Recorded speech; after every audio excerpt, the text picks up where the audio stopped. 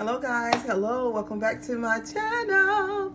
My name is Cheryl Grabowski. So how y'all doing, deep laners? So listen, if this is your first time on my channel, this is a variety show, and tonight we're going to be talking about hell, that scary place in the in the book of in the King James Bible, where they talk about the hell. So there were scriptures, and we're not going to get into the particulars. Okay, I just want to let you guys know what I think about the idea of hell. So back in the day when I used to be an indoctrinated Christian, that was actually the thing that led me to the church, was the idea of a hell, because basically I was what you call fear-mongered. You know, instead of the person who talked to me about the hell, instead of them talking or choosing to talk to me about a loving God, he decided to warn me about this mean God who had made this hell and who's going to put people in the hell, because he had made the hell because the angel that he made, which back in those, I think the biblical name for the angel is Lucifer, the archangel. And I don't know what point he became Satan, but anyway, the point is the Most High God made this angel, and then the angel turned dark, or the angel turned evil, and we call him now the de-evil, which is the devil. And then the story says he convinced a third of heaven to revolt against God, and then God kicked the de-evil devil out of heaven, along with a third of angels, and cast them out of heaven, which is the higher exalted place.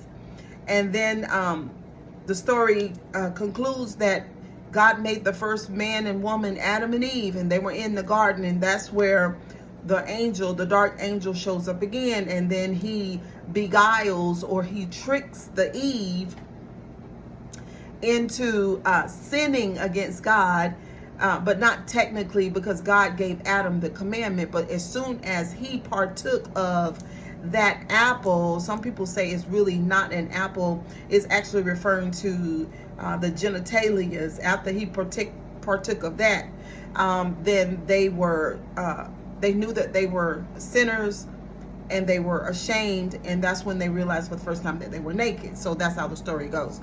So one of my subscribers sent me some information for me to read, some type of information, which I did not read it. I kind of skimmed over the email, because that's what I normally do. Just because you send me an email don't mean that I'll read it in its entirety, because I understand sometimes people send emails to get certain things into your ear and your eye gates, and I'm very particular, and I have boundaries around even what I read.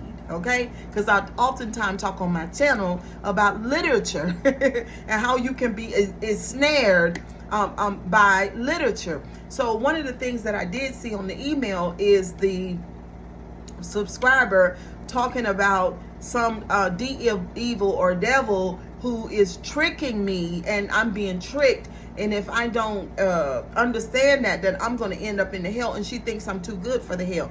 Okay, so listen guys, I know comprehension is key, and I've told you guys over and over and over again. The very first time that anybody has ever heard, anybody in my generation or my grandma's generation or her mother's generation, about a hell is something that was written in the literature, okay? So when I'm telling you guys, I don't get hung up in literature. I don't have conversations about literature, because I've been in literature for 30 years, so now I don't even read it anymore. Do you understand? After 30 years of in-depth study and having lots of theology and conversations with smart people over the years, I debunked the hell. Do you understand that? I don't buy into the hell. It would go against the character of God. Do you understand? So please don't send me any more information about hell, because this wonderful God is not going to put people into a hell behind a person that he created to begin with. So it's his fault.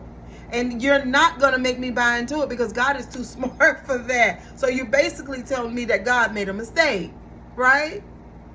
So then if God made a mistake, then he need for me to forgive him, right?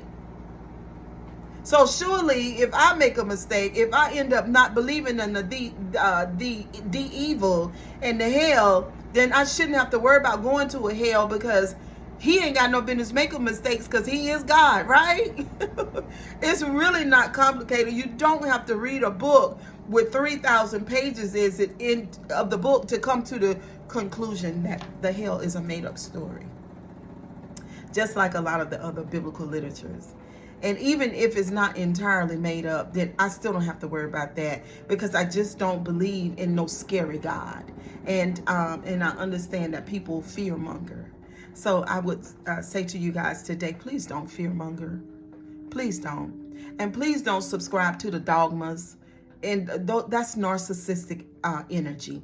Like I said, I'm 53 years old. There's no one that I've ever met in my entire life that I will put into a hell for eternity. The very thought of that reeks of no empathy. And you're not going to convince me that God has said no such a thing. All right. Kisses and hugs. I'll see y'all the next time. Bye.